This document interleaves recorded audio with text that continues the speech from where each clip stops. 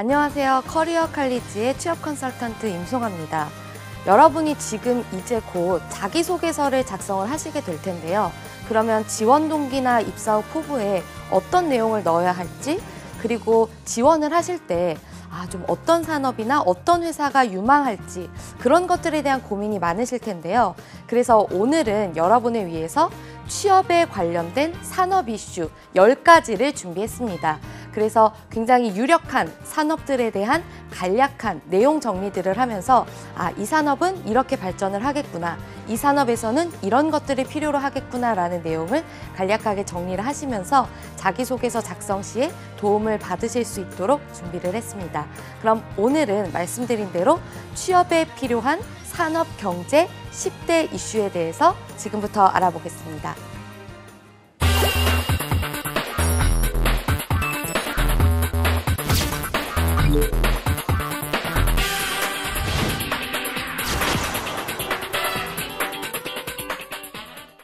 자, 그럼 지금부터 2019년 상반기에 필요한 주요 시사 이슈들을 알아볼 텐데요. 이걸 어디다가 좀 적용을 해서 내가 내 것으로 만들면 좋을까라고 궁금하신 분들이 있을 텐데, 첫 번째로 자기소개서를 작성할 때 지원 동기, 그리고 입사 후 포부 부분에 기업의 현재 처한 이슈에 대해서 녹이시고 그 부분들을 내가 이렇게 해결하겠다. 앞으로 이 기업에서 이런 것들을 추구하게 될 텐데 그런 것들을 난 이렇게 준비하겠다라는 내용으로 녹이시면 되고요. 그리고 최근에 많이 줄어들긴 했지만 그래도 아직 임원 면접 혹은 실무진 면접에서 지금 최근 경제 이슈 중에 본인이 알고 있는 것들이 어떤 것이 있습니까? 라는 질문을 상당히 많이 합니다. 그럴 때 이 산업은 지금 이렇게 될 것으로 보고요. 지금 우리 경제 이슈에서 가장 중요한 것은 이런 것들입니다. 라는 내용으로 쓰실 수 있도록 오늘 수업을 준비를 해봤습니다.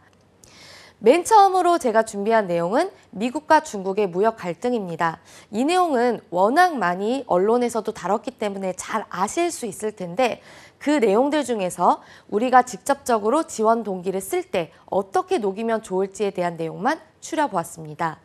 첫 번째로 중국에 대한 입장인데요. 중국 같은 경우에는 미국과 중국의 무역 갈등을 인해서 어떤 지금 상황일지에 대해서 알아보자면, 먼저 가장 중요한 부분은 경제 성장률이 떨어질 수 있다는 전망입니다. 경제 성장률은 5%대로 떨어질 것이다 라는 전망도 있고, 여기에 본 것처럼 6.2 아니면 6.3 정도로 떨어질 것이라고 보는 전망도 있는데요.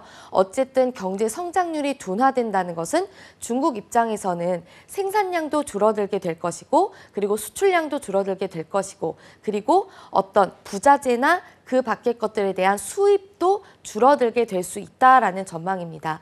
그래서 사실 중국의 경제 성장률이 떨어진다는 것은 우리나라 입장에서는 전체적으로 봤을 땐 좋지 않은 악재라고 볼 수도 있겠습니다. 그리고 또한 이 부분에 대해서 조금 더 자세히 보자면 중국의 경기 동향지수가 함께 성장률과 마찬가지로 떨어지게 될 텐데요. 그러면 당연히 소비 심리가 어떻게 될까요?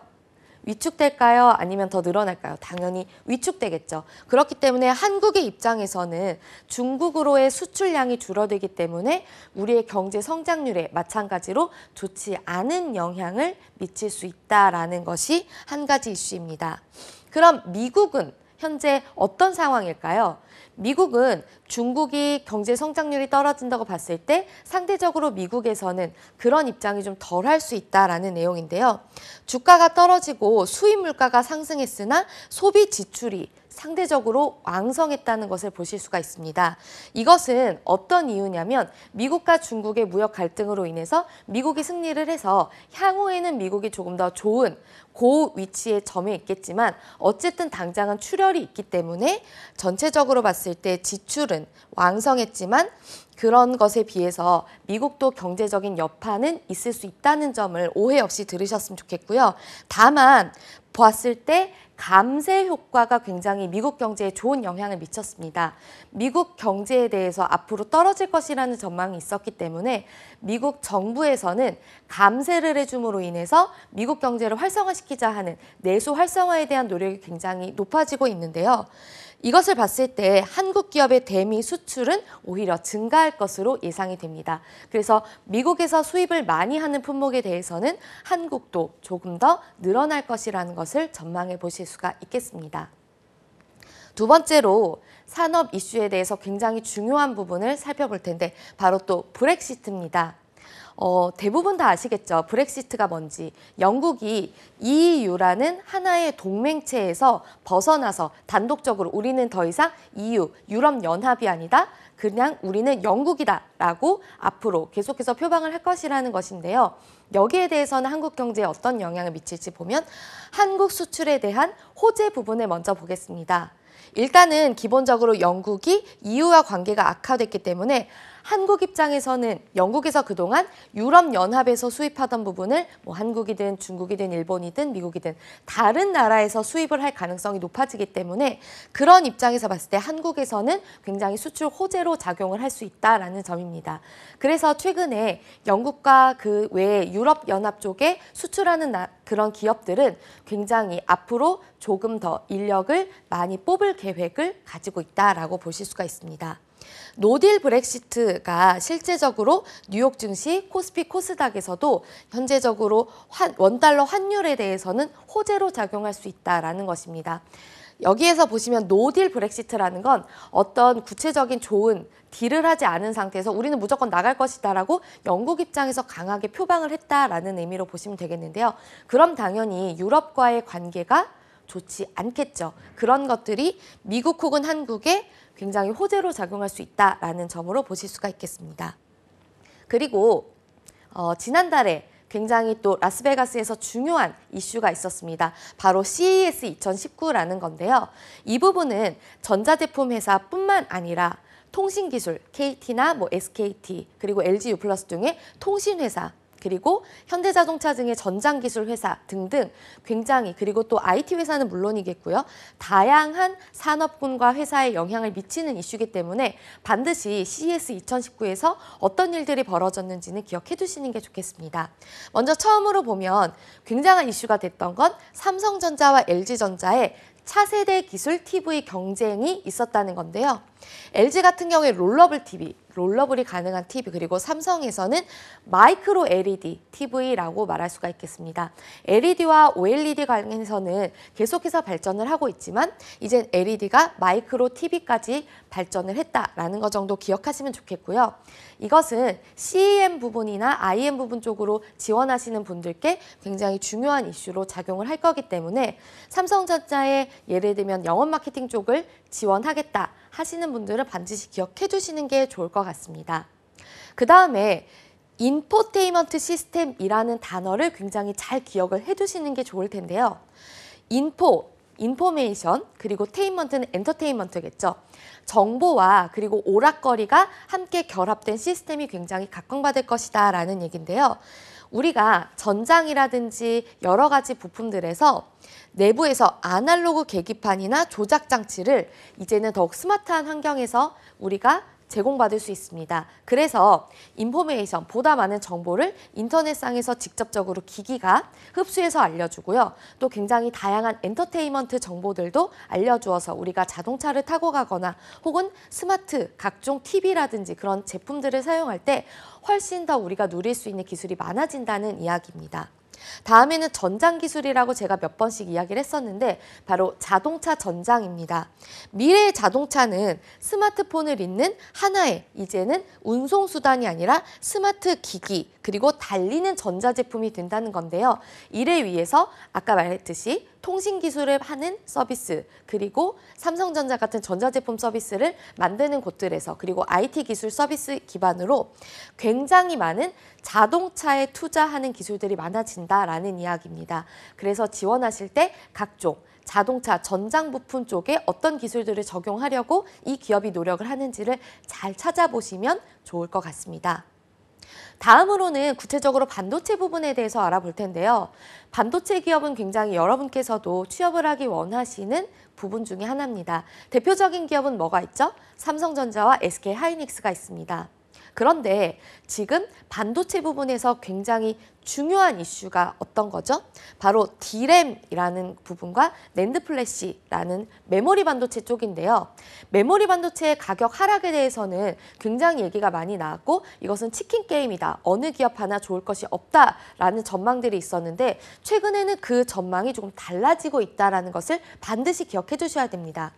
D램이 가격을 인하할 것이라고 보는데요. 실제 D램에 대한 어떤 시장 장악률을 보자면 삼성전자 점유율 43.4%, 하이닉스 29.1%로 세계 시장에서 1위, 2위고요. 낸드 플래시 같은 경우에도 삼성전자가 1위, SK하이닉스는 5위를 차지하고 있습니다. 그런데 이 메모리 반도체 같은 경우에는 중국이라든지 대만이라든지 여러 나라들에서 생산을 하고 있기 때문에 더 이상 기술력으로 우위를 점하기는 어렵다. 그래서 대대적으로 D램 가격을 인하할 것이라고 밝혔는데 이것은 분명히 고부가가치 기술로 D램 시장을 장악하고 있는 이 투톱의 회사들에 대해서는 손해일 것이다라고 했는데 최근엔 그렇지 않습니다.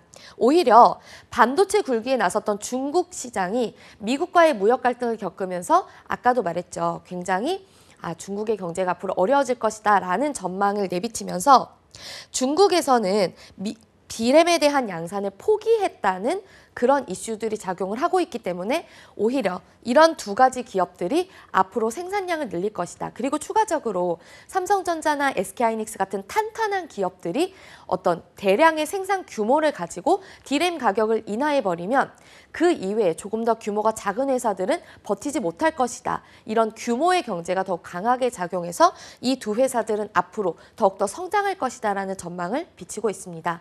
그래서 D램 양산에 대해서도 조금 더 기술력을 강화하기 위해서 채용을 늘릴 것으로 전망이 되고요. 추가적으로 D램 같은 메모리 반도체 같은 경우에는 앞으로 조금 더 성장률이 떨어질 것으로 보고 있기 때문에 LSI, 파운드리 같은 시스템 반도체 그런 비메모리 시장이 굉장히 커질 것으로 보이기 때문에 파운드리라든지 아니면 LSI 시스템 반도체 같은 것들에 대해서는 R&D 그리고 생산 부분에서 조금 더 채용을 늘릴 것으로 전망이 되고 있습니다. 다음으로는 수소차인데요. 수소차가 굉장히 각광받는 기술로 평가가 되어 있는지는 얼마 되지 않았습니다. 본격적으로 2018년 하반기 그리고 2019년부터 생산량을 늘릴 것이라는 전망인데 이것은 우리 정부에서도 굉장히 자동차 산업이 지금 힘들어지고 있기 때문에 앞으로 조금 더 탄탄하게 자동차 산업을 이끌어갈 수 있도록 수소차에 대한 대대적인 투자를 확대할 것이다라고 지금 현재 문재인 정부에서 밝힌 바 있습니다. 그래서 현대자동차도 수소차 부분에서의 기술력은 세계 1위이기 때문에 조금 더 우리가 수소차를 조금 더 많이 양산해서 수소차 시장에서 1위를 차지하겠다, 곤고히 하겠다라는 입장을 밝혔습니다. 그래서 수소차에 대한 개발을 앞으로 강화를 할 텐데 그렇지만 현대자동차에서는 수소차뿐만 아니라 수소차를 추가한 전기차 이 두 가지를 앞으로 계속해서 늘려가고 있겠다라고 말하기 때문에 현대자동차에서 지금 비록 공채는 대대적으로 하지 않고 수시 채용을 많이 하겠지만 그런 부분들에 대해서 조금 더 주력해서 볼 필요가 있습니다. 간단히만 보자면 생산량 연 50만 대, 그리고 현대자동차 그룹 내에서 7조 원 이상 투자, 그리고 수소차와 함께 굉장히 중요한 게 뭐죠? 수소차가 뭐죠? 2차 전지로 가나요? 아니죠. 연료전지로 가게 됩니다. 그래서 연료전지 부분에 대해서도 굉장히 R&D 인력을 늘리기 위해서 그래서 지금 현대차에서 현재 채용을 진행을 하고 있습니다. 그리고 연료전지에서 굉장히 중요한 각종 부분들에 대한 포스코나 현대제철 등에서도 연료전지를 만들기 위한 대대적인 인력을 늘리고 있기 때문에 포스코나 현대제철 그런 취업도 굉장히 주력해 보시면 좋겠습니다. 그리고 실증 테스트 및 수소차 수요 분석이 필요할 텐데요. 이런 건 어떤 거냐면 많이 만들고 공급망도 탄탄히 하고 이런 것들은 좋은데 실제로 사람들이 얼마나 사용하겠느냐에 대한 시장 수요가 잘 예측돼야 된다는 거고요. 실증 테스트라는 거는 수소차가 실제로 폭발하는 일은 절대 없을 것입니다. 하지만 사람들이 아직 수소전지 이거 폭발하는 거 아니야 라는 우려들을 가지고 있는데 여기에 대한 명확한 시험과 분석이 있으면 사람들이 안전하게 수소차를 이용할 수 있을 것이다 라는 생각이 들어서 굉장히 수요가 올라갈 것이다 라는 것입니다. 그래서 이런 부분들에 대한 분석이 필요하기 때문에 저는 검증시험 쪽으로 지원하고 싶습니다 라든지 아니면 제가 시장 수요를 정확하게 분석해서 우리 수소차가 굉장히 각광받을 수 있도록 하겠습니다라는 문과생분들의 그런 마케팅이라든지 통계적인 수요 양출 그런 것들에 대해서 주로 많이 자소서에 녹이시면 좋을 것 같습니다. 다음으로는 굉장히 반가운 소식인데요. 조선업이 앞으로 호황을 이룰 것이라는 것입니다. 조선업이 굉장히 어려워서 예를 들어서 여러 기업들이 문을 닫게 되는 그리고 어떤 굉장히 많은 조선업에 대해서는 조금 안 좋을 것이다라는 전망이 있었는데 최근에 이것도 마찬가지로 2018년 하반기부터 조선업이 앞으로는 호황될 것이다라는 그런 전망이 강해지고 있는데요. 그게 왜 그러냐면 한국조선이 7년 만에 선박 수주량을 세계 1위로 가게 되었습니다. 이런 데에는 어떤 배경이 있었냐면 국내 조선 빅3 고부가 가치 선박을 싹쓸이했습니다. 쉽게 말해. 그래서 굉장히 많은 수요 창출이 있었는데 그것은 어떤 거냐면 해외 선주사가 한국 조선사들의 높은 기술력 그리고 제품 신뢰성, 안전성에 대해서 인정을 했기 때문에 굉장히 많은 수주를 했다는 것인데 어느 정도냐? 현대중공업, 삼성중공업 그리고 대우조선해양이 70척의 수주를 했습니다. 이것은 고부가가치 선박에 대한 거고요. 그것뿐만이 아니라 카타르에서는 LNG선에 대한 수요가 굉장히 많습니다. 그런데 LNG선에 대해서도 60척 이상의 주문을 예상하고 있고요.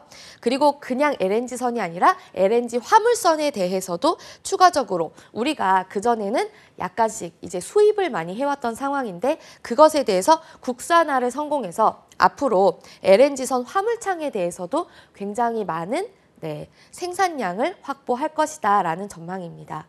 그렇기 때문에 지금 현대중공업에서도 채용을 이루고 있는데 현대중공업뿐만 아니라 여러 중공업 회사들에서 앞으로 조금 더 많은 채용이 일어날 것으로 보고 있습니다. 다음으로는 사드 여파 완화인데요. 이것도 우리에게는 굉장히 좋은 호재로 작용을 할 것이라는 것인데 어떤 거냐면 2018년 여행 수지 적자 추이를 보면 10월 봤을 때 가장 최저치를 기록하고 있죠. 이제 중국인들이 다시 우리나라를 방문한다는 것입니다. 그리고 방문만 하는 것이 아니라 우리나라에서 중국 쪽으로 많이 수출하는 것이 어떤 것이 있죠? 바로 화장품이죠. 화장품이나 패션 쪽의 부분에 대해서도 이제 한국 거 안 써 라는 그런 감정이 많이 줄어들고 앞으로 한국 것에 대한 수요가 많이 일어날 것이라는 전망입니다. 중국에서 사드 보복 완화로 중국 관광객이 유입을 하고 있는데 그래서 우리는 23개월 만에 최저치의 적자폭을 기록했다라는 것을 기억해 두시면 좋을 것 같고요. 추가적으로 그래서 보자면 또 한 가지 굉장히 핫한 것이 한류 콘텐츠입니다. 그래서 우리나라 연예인들이 중국에서 활동하는 것들이 많았는데 최근에는 조금 줄었지만 다시 탄력을 입었다. 그래서 2018년 콘텐츠 산업 수출액 34.5억 달러라고 보실 수가 있고요. 추가적으로 인천공항 유입 중국 숫자도 보시면 17.3%가 증가를 한 상황입니다. 그리고 글로벌 해운 경기가 바닥을 찍은 후 반등을 하고 있다. 이것은 수출 수입이 굉장히 더 활성화가 될 것이기 때문에 해운업에 있어서도 조금 각광을 받겠다. 그럼 글로비스 등의 수출 기업이라든지 그런 부분들에 대해서도 여러분께서 조금 주력해 보셔도 좋을 것 같죠? 다음으로는 유통산업입니다. 유통산업은 어떨까요? 굉장히 아쉽지만 성장 여력이 저하가 되었습니다. 이건 왜 그러냐면 최저임금 인상에 따라서 취업자 수가 줄었다. 이것도 분명히 중요한 이슈고요. 그리고 원리금 상환 부담, 가계부채 등의 증가로 소비 구매력이 저하됐다는 것도 굉장히 중요한 이슈입니다. 그래서 사람들이 물건을 사야 유통업이 굉장히 활황이 될 텐데 그렇지가 않다는 거죠. 우리 경제가 좋지 않기 때문에 소비 심리가 저하가 됐고 그렇기 때문에 사람들이 물건을 사지 않아서 유통산업은 조금 좋지 않을 것이다. 그리고 추가적으로 유통산업의 악재로 작용한 것이 하나가 더 있는데 이 단어는 꼭 기억을 해두시면 좋겠습니다. 바로 세포 마켓이라는 건데요. 세포는 굉장히 작은 거죠. 그러니까 마켓이 세포만큼이나 작아졌다, 줄어들었다라는 것이고요. 거기에 대해서 한 가지 여러분이 더 기억하셔야 될 산업 이슈에 대한 단어가 있는데 바로 셀슈머입니다. 저는 그냥 일반인인데 일반인이 컨슈머가 되기도 하고 셀러가 되기도 한다는 것입니다. 이게 어떤 거와 관계가 있을까요? 바로 SNS죠. SNS 인플루언서들이 보면은 마켓합니다. 제가 개인적으로 마켓을 열었어요 라는 거 많이 보셨을 텐데 이런 것들이 이제 백화점 가서 사자, 마트 가서 사자가 아니라 굉장히 단위가 세포 단위로 줄어들어서 그런 개인 대 개인의 C2C 거래 시장이 굉장히 커졌고 이것이 유통산업에서는 굉장히 악재로 작용을 할 수 있다. 이 산업이 20조 원까지 커진다고 합니다. 이건 굉장한 숫자죠. 그러면 유통업은 여기에 대해서 손 놓고 있냐? 유통업이 어떤 노력들을 하고 있는지를 살펴봐야 되겠죠. 백화점이나 홈쇼핑 등은 젊은 소비층 공략에 초점을 맞췄는데 그것이 바로 인플루언서를 활용한 유통산업의 변화입니다. 롯데백화점 같은 경우에는 인플루언서들로만 이루어진 매장 아이마켓을 오픈했고 그리고 인플루언서들과 실제로 소통하고 정보를 공유하고 그러면서 물건도 살 수 있는 플랫폼, 온라인 플랫폼이죠. 네온을 오픈했습니다. 그 다음에 신세계백화점 같은 경우에는 SNS 전용 매장 스타일 바자를 오픈했고요. 이 오픈 시점에 대해서 매출이 목표치보다 200%를 초과했고 2030 고객들은 사실 백화점을 잘 가지 않았는데 이제는 7%포인트가 증가해서 굉장히 이 부분이 앞으로도 커질 것으로 보고 있다는 것입니다. 그래서 유통업에 취업을 희망하시는 분들은 SNS라든지 유튜브라든지 등의 그런 인플루언서들에 대한 굉장히 많은 정보들을 수집하시는 게 중요할 것 같고요. 개인적으로 한번 유튜브 같은 것들을 간단하게 활용해서 뭔가를 올려본다거나 이런 것들을 하시면 마케터에게도 굉장히 중요한 역량으로 작용할 것 같습니다. 그 다음으로 현대백화점도 현대 H몰에서 인플루언스 매장을 열었고요. 패션 브랜드 훗 그리고 모바일 쇼핑 라이브를 하기도 합니다. 홈쇼핑에서 어떤 노력을 할까요? 홈쇼핑계에서 가장 먼저 새로운 그런 여러 가지 시도를 하는 기업이 바로 CJ E&M에 있는 옷쇼핑 부문인데요. 옷쇼핑은 모바일 쇼크 라이브라는 것을 열었습니다. 인플루언서들, 여러분들이 굉장히 잘 알고 계시는 BJ라든지 유튜버들이 직접 쇼크 라이브라는 것을 하면서 CJ 옷쇼핑에서 판매하고 있는 상품들에 대해서 라이브로 좋다, 나쁘다 등을 평가하는 그런 시스템을 만들었다는 겁니다. 그래서 이제는 그냥 쇼호스트들이 고객님 이거 좋습니다 라는 것이 아니라 실제 이런 인플루언서들을 활용해서 홈쇼핑 시장을 키우려는 노력이 많이 생기고 있다라는 것을 기억하시면 좋을 것 같고요. 그렇다면 유통산업뿐만 아니라 식음료 산업, 실제 유통에서 판매되고 있는 다양한 제조업들은 어떨까 보겠습니다. 음식료 내수는 신제품 출시에 따른 가격 인상이 있었고요. 그리고 육가공품 등 고급 기호식품 굉장히 핫하죠. 그래서 우리가 온라인에서도 마켓컬리라는 그런 한 온라인 쇼핑몰이 굉장히 각광을 받고 있는데요. 그런 것들로 봤을 때 이제는 값싸면 완전히 저렴한 제품을 사용하거나 혹은 완전히 고부가 가치, 나의 어떤 심리적인 나는 굉장히 이런 소확행을 누리고 싶어, 음식이라도 굉장히 좋은 것을 먹고 싶어라는 수요가 늘어났기 때문에 고급 기호식품에 대한 수입도 확대되고 고급 기호식품에 대한 생산도 확대가 되고 있습니다. 그렇기 때문에 약간의 성장이 있었다라고 볼 수 있는데 추가적으로 식음료 산업에서 굉장히 중요한 게 뭐가 있죠? 이것도 여러분께서 기억해 두시면 좋은 이슈 단어입니다. 바로 필환경이라는 건데요. 반드시 필자를 써서 필환경이라고 합니다. 소비시장에서 친환경이 의무화가 돼서 우리가 이제 계속해서 어떤 카페에서 앉아서 식음료를 우리가 먹을 것이 아니고서는 그래야지만 일회용품을 통해서 우리가 테이크아웃을 할 수가 있죠. 그런 것에 대해서 굉장히 반발이 우려가 됐었는데 생각보다 굉장히 빠르게 그리고 안정적으로 일회용품 사용 금지가 정착이 되었습니다. 이거는 사람들의 소비 심리에 정말로 환경이 중요하구나, 우리가 환경을 보호해야겠구나 라는 인식이 굉장히 커졌기 때문에 필환경 시장이 이슈가 되었고요. 그래서 최근에는 보면 스타벅스 같은 곳에 가셔도 빨대를 사용하지 않고 먹을 수 있는 그런 제품들이 각광을 받고 있다는 것, 그런 것들을 여러분이 좀 기억해 두셔서 맞춰서 소비 심리가 이렇습니다 라고 말씀을 해보시면 좋을 것 같습니다. 마지막으로 엔터 산업인데요. 엔터테인먼트 산업이 과거에는 소수 인력들만이 이쪽 산업에서 종사하고 싶다라고 생각을 했는데 이제는 그렇지 않습니다. 굉장히 엔터테인먼트 산업에 진출하고자 하는 분들이 많아지고 있는데요. 거기에 대해서 이슈를 보자면 스트리밍, 음원 저장료 인상이 굉장히 있었기 때문에 스트리밍 시장에서도 가격이 인상될 것으로 보인다. 이것은 소비 심리가 다소 위축될 수 있기 때문에 이런 것들에 대해서 소비 반발을 일으키지 않을 수 있는 마케팅 전략이 중요합니다. 라고 말씀하시는 것이 좋을 것 같고요. 그 다음에 방탄소년단, BTS가 요즘에 핫한 건 너무나 많은 분들이 아시죠. 그것은 어떤 관점으로 보셔야 되냐?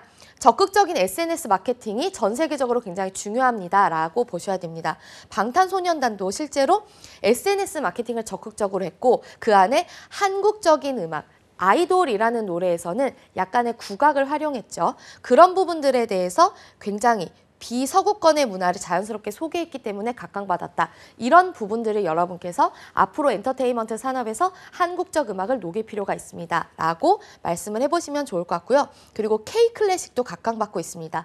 조성진, 선우예권 씨가 굉장히 월드 클래스의 콩쿠르에서 입상을 하면서 클래식에 대한 한국에 대한 수요도 늘어나고 있기 때문에 이 부분을 적용해봐도 좋을 것 같습니다. 라고 말씀해 보셔도 좋고요.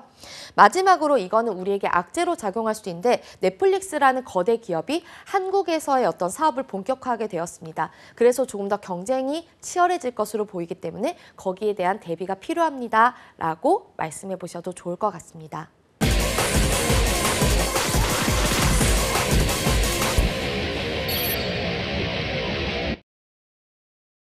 네, 오늘 10대 뉴스 정리한 거 어떠셨나요?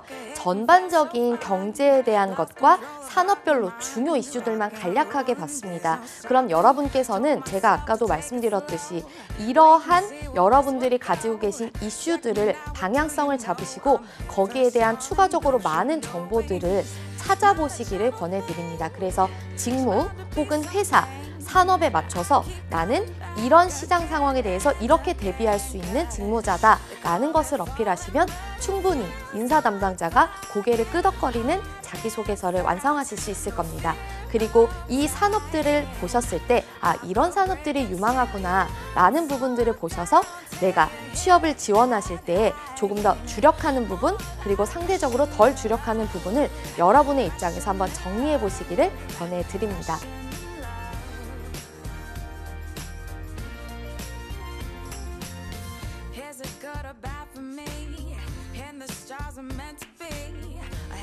Straight for tragedy, are you an angel?